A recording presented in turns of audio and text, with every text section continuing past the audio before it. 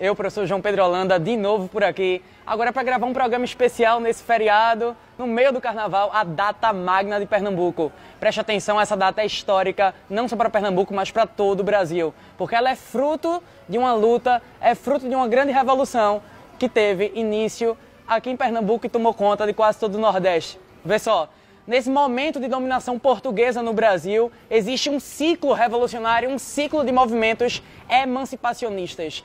Há diversos movimentos que lutam contra a dominação portuguesa no Brasil. A gente pode destacar a Inconfidência Mineira, a Conjuração Baiana. E o último desses grandes movimentos, o que vem encerrar esse ciclo revolucionário, é o único que deu certo na prática. O único que efetivamente conseguiu tomar o poder foi a Revolução Pernambucana de 1817. É sobre isso que a gente vai tratar agora, então fica de olho. Vê só.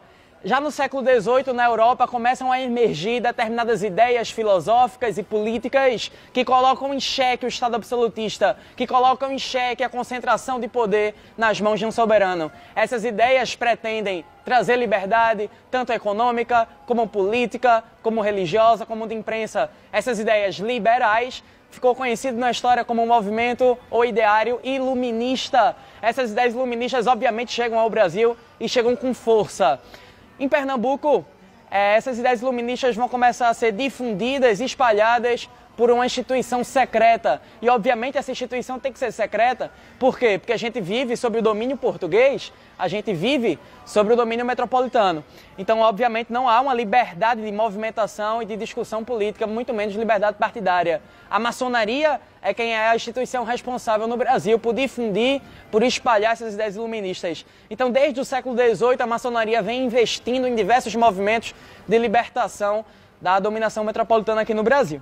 A gente vai ver em 1808 uma mudança drástica nos nossos rumos e que vai definir o Brasil-nação que mais tarde vai surgir. A família real, fugindo da Europa, vem bater aqui no Brasil, pondo fim ao tal do pacto colonial, pondo fim à dominação metropolitana no Brasil por uma questão muito clara. Ora, se a metrópole agora está alojada administrativamente na colônia, não há mais a relação clara colônia e metrópole. Então nunca se esqueça que a vinda da família real aqui, com a abertura dos portos e os tratados de 1810, coloca o fim no tal do pacto colonial. Mas isso não quer dizer que o Brasil seja independente. Esse período em que a família real portuguesa governa o Brasil, no próprio Brasil, é o que a gente chama de período joanino.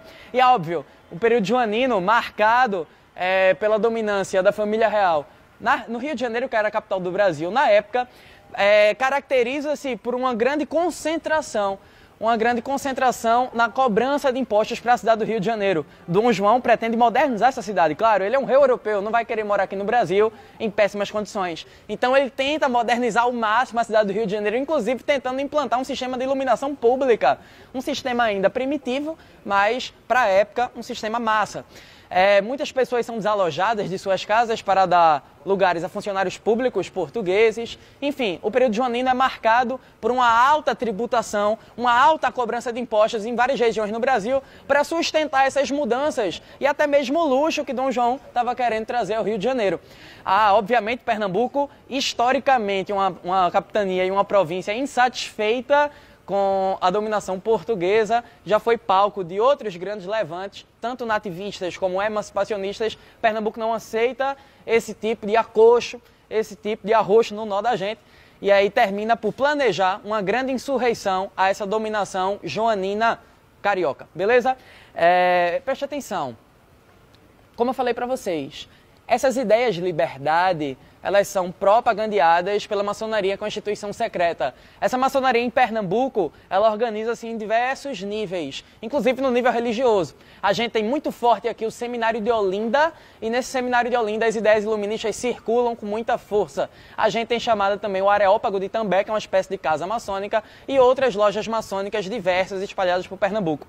Então, existe uma intelectualidade formada em Pernambuco. Existe uma intelectualidade pernambucana que conhece as ideias iluministas inglesas, francesas. Existem estudiosos em Pernambuco dessas ideias europeias. E existe gente especialmente disposta a colocá-las em prática. Ora, Pernambuco passa por uma grande seca em 1816, assola o estado e mesmo assim Dom João resolve não dar trégua na cobrança de impostos. A cobrança de impostos só cresce, o estado de Pernambuco já vem numa crise constante do açúcar, a gente tem grandes concorrentes internacionais agora do açúcar, enfim, a concorrência internacional aumenta, o que faz com que o preço do nosso açúcar baixe, a gente passa por um grande período de seca, as ideias iluministas efervescem aqui no estado de Pernambuco, o ambiente é muito propício para que dê certo, para que ecloda uma revolução. A maçonaria, ela se organiza nacionalmente, e aqui em Pernambuco a gente tem 3 grandes pontos de dominação e de difusão das ideias iluministas pela maçonaria. A gente tem Pernambuco, a gente tem Salvador e a gente tem o Rio de Janeiro. São esses 3 locais economicamente muito poderosos, economicamente muito viáveis aqui no Brasil, que terminam tendo uma presença maçônica muito forte. Essa maçonaria vai marcar uma grande eclosão revolucionária na Semana Santa de 1817. Já está tudo pronto. O problema é que sempre tem um X9, o problema é que sempre tem alguém para delatar, para entregar o grupo todo. E aí um cara entrega ao governador de Pernambuco os planos de insurreição ao domínio de Dom João. E aí o governador de Pernambuco, obviamente, dá voz de prisão a todos esses líderes revolucionários. Um deles, um grande militar conhecido como Leão Coroado, reage e mata o português que tinha ido lá prender ele no quartel. E essa morte desse português no dia 6 de março de 1817 dá início a um movimento revolucionário, a um movimento de insurreição, conhecido como Revolução Pernambucana ou Revolta dos Padres. Falei para você, o Seminário de Olinda é importantíssimo em Pernambuco. Boa parte dos padres encabeça essa revolução. A gente vai ter o Padre Roma, o Miguelinho, vai ter até o Frei Caneca participando aí como secretário de Estado. Essa revolução dá certo, é a única da história do Brasil que se coloca contra a dominação portuguesa.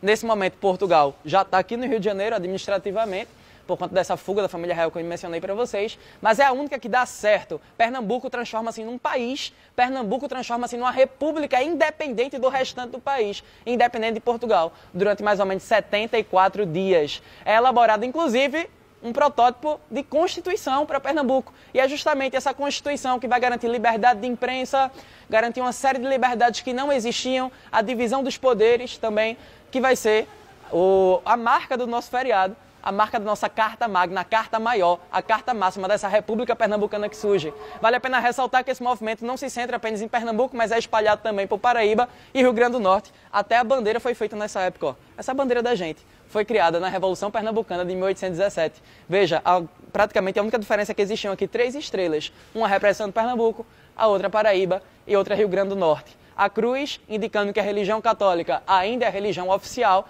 apesar de haver liberdade de culto, apesar de haver liberdade religiosa.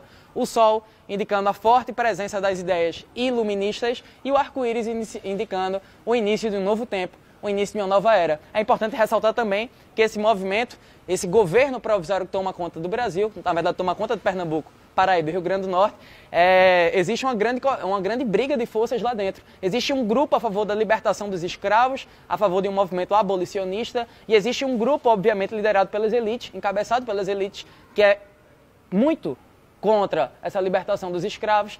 Então, essa grande briga interna vai, inclusive, contribuir para o fim desse movimento, que depois de 74 dias, encurralado pelas tropas portuguesas, termina por ser debelado, termina por ser destituído, e a dominação metropolitana, na verdade, é a dominação portuguesa, que está agora no Rio de Janeiro, volta a ser instituída em Pernambuco. Veja, foi 5 anos antes da independência do Brasil. É um movimento importantíssimo, é um movimento republicano e é um movimento que não pode ser visto apenas no viés regionalista. É um movimento nacional e tem que ser conhecido por todo o país.